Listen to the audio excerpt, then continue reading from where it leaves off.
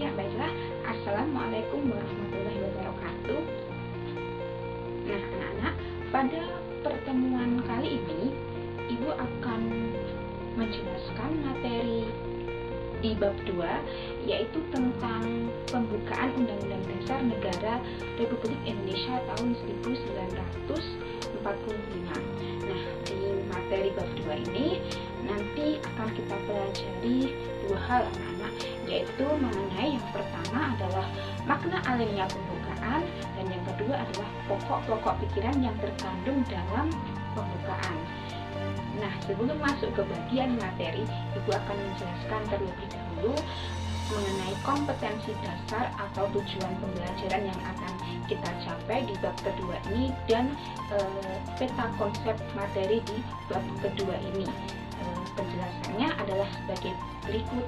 Kompetensi dasar atau tujuan pembelajaran yang harus kalian capai di bab kedua ini adalah, yang pertama adalah kompetensi sikap spiritual, yaitu menghargai isi alinea dan pokok pikiran yang terkandung dalam pembukaan UUD NRI tahun 1945 sebagai wujud rasa syukur kepada Tuhan Yang Maha Esa.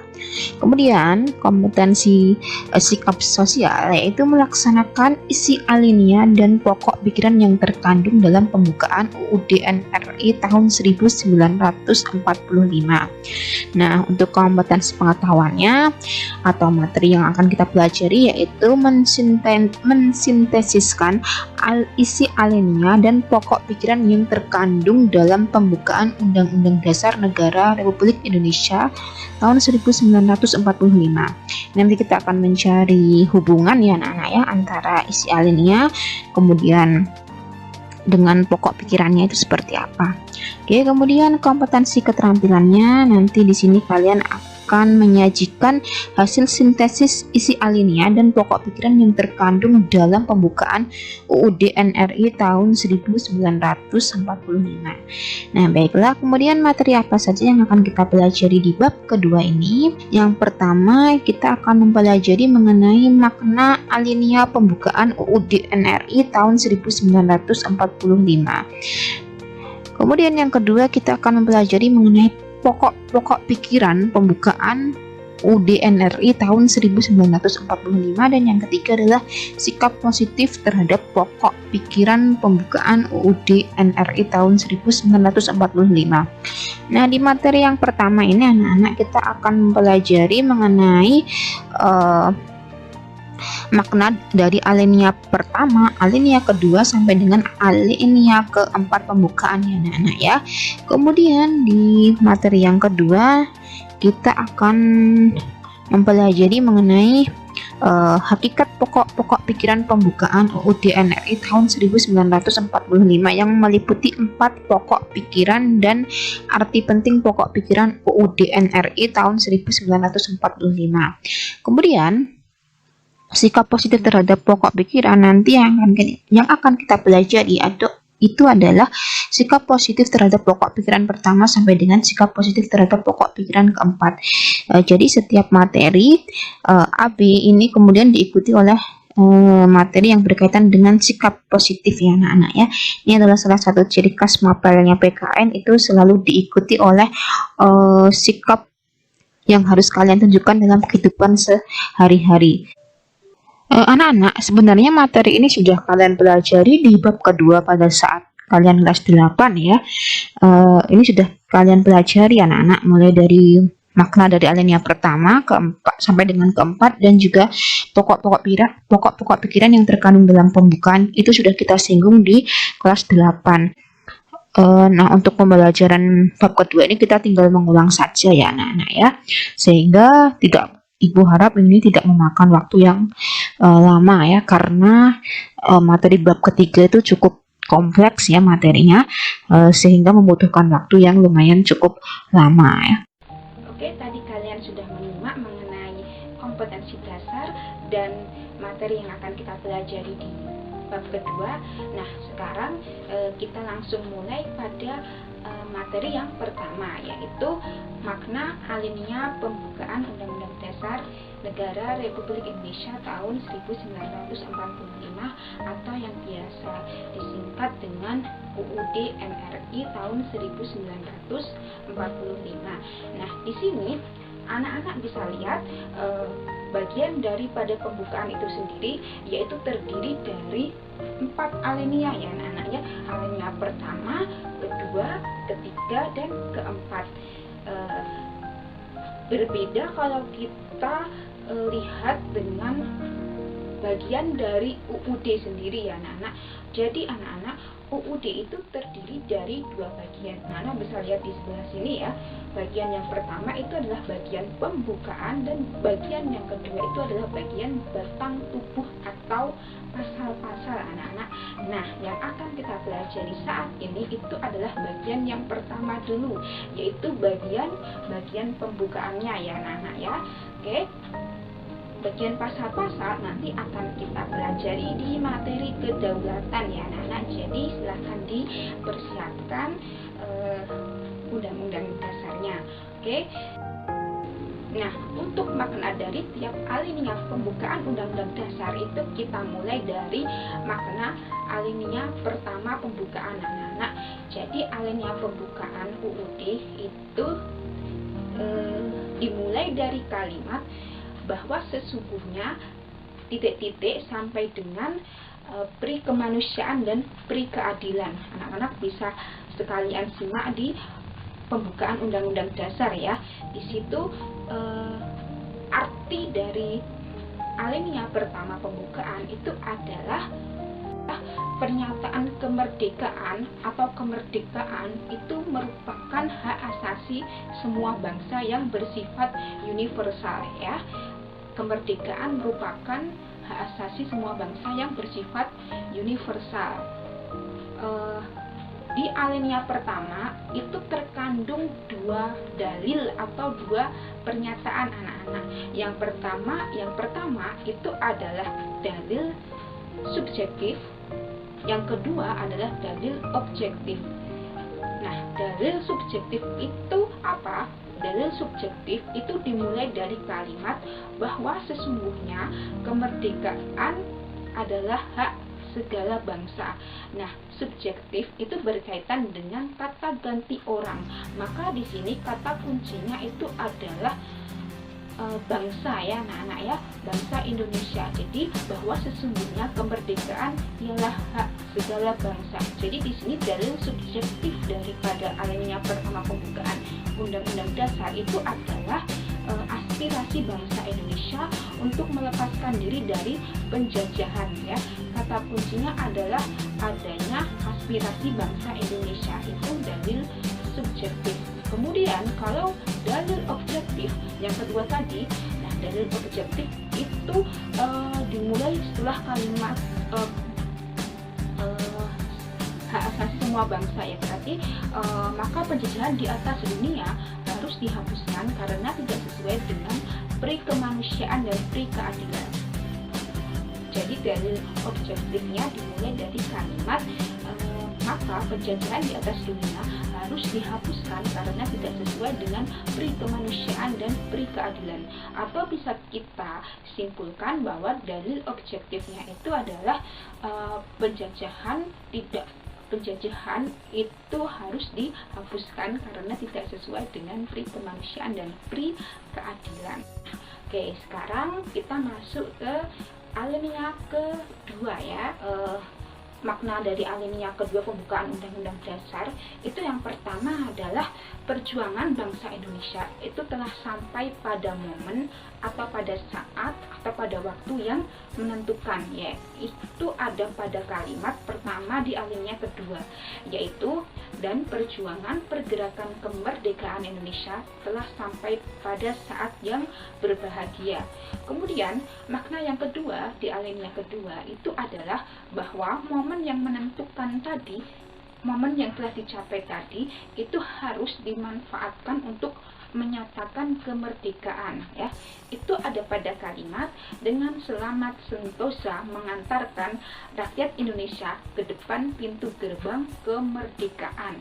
Kemudian makna yang ketiga itu adalah bahwa kemerdekaan yang telah dicapai oleh bangsa Indonesia itu harus diisi untuk mencapai cita-cita negara, yaitu yang setelah merdeka bersatu, berdaulat, adil dan makmur ya. Itu ada pada kalimat yang merdeka, bersatu, berdaulat, adil dan makmur, ada pada kalimat terakhir di alinea kedua ya.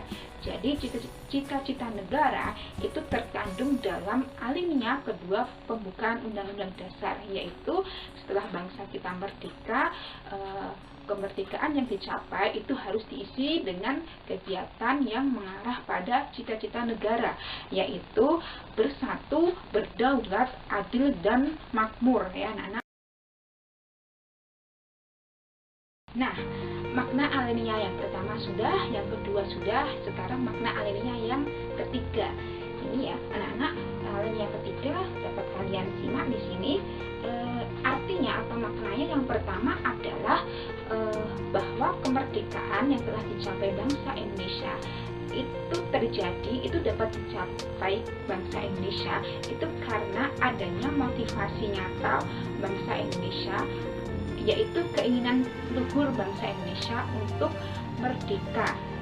Keinginan luhur tadi apa? Keinginan luhur itu adalah keinginan untuk bebas dari penindasan dan keinginan untuk menentukan nasib sendiri ya, tanpa diatur oleh bangsa lain ya, seperti itu. Kemudian yang kedua, makna dari alinea ketiga itu adalah bahwa selain dari hasil jerih payah bangsa Indonesia untuk merdeka, kemerdekaan itu dapat dicapai itu juga karena karunia atau rahmat dari Allah yang Maha Kuasa.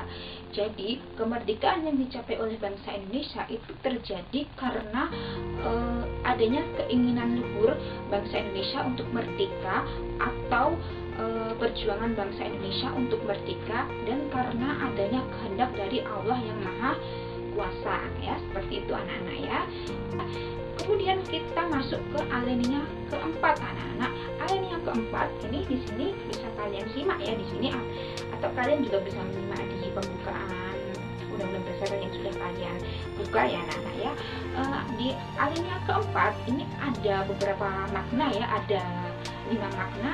Makna yang pertama itu adalah tujuan yang akan dicapai oleh pemerintahan Indonesia. Nah, tujuannya itu ada pada kalimat pertama di alinea keempat. Itu yang pertama adalah kemudian daripada itu untuk melindungi segenap bangsa Indonesia dan seluruh tumpah darah Indonesia. Itu tujuan yang pertama, memajukan kesejahteraan umum. Tujuan yang kedua, mencerdaskan kehidupan bangsa. Itu tujuan yang ketiga, dan ikut melaksanakan ketertiban dunia yang berdasarkan kemerdekaan, perdamaian abadi, dan keadilan sosial. Itu tujuan yang keempat. Oke, jadi yang pertama itu adalah tujuan pemerintahan Indonesia. Kemudian yang kedua apa anak-anak? Yang kedua itu adalah ketentuan diadakannya Undang-Undang Dasar. Ketentuan diadakannya Undang-Undang Dasar itu maksudnya adalah setelah bangsa Indonesia ini menyatakan proklamasi kemerdekaan, maka bangsa Indonesia membutuhkan hukum dasar atau aturan dasar untuk mengatur penyelenggaraan negara dan mengatur kehidupan warga negara.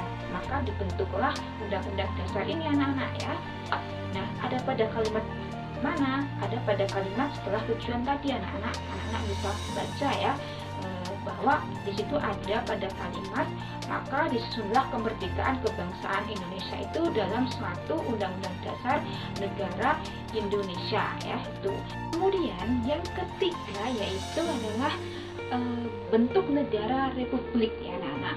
Itu ada pada kalimat yang terbentuk dalam suatu susunan negara Republik Indonesia ya. Bentuk negara republik itu apa? Bentuk negara republik itu adalah negara di mana yang memegang kekuasaan atau yang menjadi pemimpin itu adalah presiden, anak-anak. Presiden yang dipilih oleh rakyat ya. Kemudian lawannya dari republik itu adalah monarki. Kalau monarki itu adalah bentuk negara kerajaan ya anak-anak ya. Kerajaan di mana di situ yang memegang kekuasaan, yang memegang tampuk kepemimpinan itu adalah raja ya, raja yang ditunjuk secara turun temurun ya anak-anak ya, seperti itu. Kemudian di alinea keempat itu juga berisi mengenai asas politik negara, yaitu kedaulatan rakyat, yang berkedaulatan rakyat dengan berdasar kepada ya anak-anak. Kedaulatan rakyat itu apa? Kedaulatan rakyat itu adalah pemegang kekuasaan tertinggi itu berada pada rakyat. Pemerintahan di mana pemegang kekuasaan tertinggi itu berada pada rakyat. Nah, kedaulatan itu sendiri nanti dibagi menjadi dua anak-anak, yaitu kedaulatan ke dalam dan kedaulatan ke luar. Kalau kedaulatan ke dalam itu adalah kekuasaan pemerintah untuk menyelenggarakan pemerintahannya tanpa campur tangan dari negara lain. Kalau kedaulatan keluar itu adalah kekuasaan pemerintah Indonesia untuk berhubungan atau bekerja sama dengan negara lain ya, baik itu dalam mengikuti organisasi internasional, membuat perjanjian, menyatakan perang, menyatakan perdamaian. Itu Indonesia punya kekuasaan tanpa terikat oleh pihak atau negara lain. Itu yang namanya kedaulatan keluar. Kemudian isi alinea 4 yang kelima itu adalah dasar negara Pancasila anak-anak. Jadi di situ ada pada kalimat yang berkedaulatan rakyat dengan berdasar kepada ketuhanan yang Maha Esa, kemanusiaan yang adil dan beradab, persatuan Indonesia, dan kerakyatan yang dipimpin oleh hikmat kebijaksanaan dalam permusyawaratan perwakilan, serta dengan mewujudkan suatu keadilan sosial bagi seluruh rakyat Indonesia. Nah, ada 5 sila ya, itu adalah dasar negara Indonesia atau yang disebut dengan dasar falsafah negara atau States Fundamental Norm atau norma dasar negara yang menjadi atau yang berkedudukan sebagai dasar negara, dasar untuk menyelenggarakan ketatanegaraan Indonesia dan berkedudukan sebagai pandangan hidup bangsa atau yang menjadi pedoman masyarakat Indonesia untuk berkata-kata, bersikap, dan bertingkah laku. Nah, baiklah anak-anak, itu tadi penjelasan dari Ibu terkait materi pertama di bab kedua, yaitu mengenai makna pembukaan Undang-Undang Dasar Negara Republik Indonesia tahun 1945. Apabila kalian masih belum paham, kalian bisa bertanya kepada Ibu atau diskusi atau bertanya kepada teman kalian yang sudah paham ya anak-anak ya. Kalau misalkan kalian ragu-ragu atau bertanya ragu-ragu atau mungkin masih malu-malu untuk bertanya kepada Ibu, maka boleh kalian bertanya pada teman kalian ya. Sebelum Ibu akhiri, Ibu mau mengucapkan terima kasih bagi anak-anak yang sudah rajin dalam mengisi presensi, kemudian membaca materi, menyimak materi, kemudian mengerjakan dan mengumpulkan tugas tepat waktu. Ibu ucapkan terima kasih yang sebanyak-banyaknya karena kalian masih semangat dalam mengikuti pembelajaran jarak jauh yang entah tidak tahu kapan akan berakhir. Pesan Ibu untuk pembelajaran selanjutnya adalah tetap semangat dan jangan lupa bagi kalian yang belum mengumpulkan tugas video pengamalan nilai-nilai Pancasila, harap segera mengumpulkan ya anak-anak ya. Ibu tunggu sampai hari ini ya anak-anak ya. Jangan mencari-cari alasan untuk tidak mengumpulkan, kecuali kalau memang ada kendala bisa dikomunikasikan kepada Ibu ya anak-anak, tapi jangan sampai tidak mengumpulkan ya anak-anak ya. Karena apapun yang kalian kumpulkan, apapun yang sudah kalian usahakan, itu pasti akan Ibu apresiasi, akan Ibu beri nilai ya anak-anak ya. Jadi jangan khawatir ya. Ibu juga tahu nama-nama anak-anak yang belum mengumpulkan tugas atau yang sering tidak masuk ke Google Classroom. presensinya tidak ada, ibu juga tahu ya, ibu juga rekap setiap pertemuan. Maka ibu minta ya pada kalian untuk setiap hari Sabtu jadwal kita pembelajaran jarak jauh PKN itu bukalah Classroom PKN dan isi presensi ya anak-anak ya, karena dengan kalian isi presensi maka ibu tahu kalian membuka materi, membuka penugasan yang ibu berikan di situ ya anak-anak. Oke, itu saja yang dapat ibu sampaikan, semoga bermanfaat. Wassalamualaikum warahmatullahi wabarakatuh.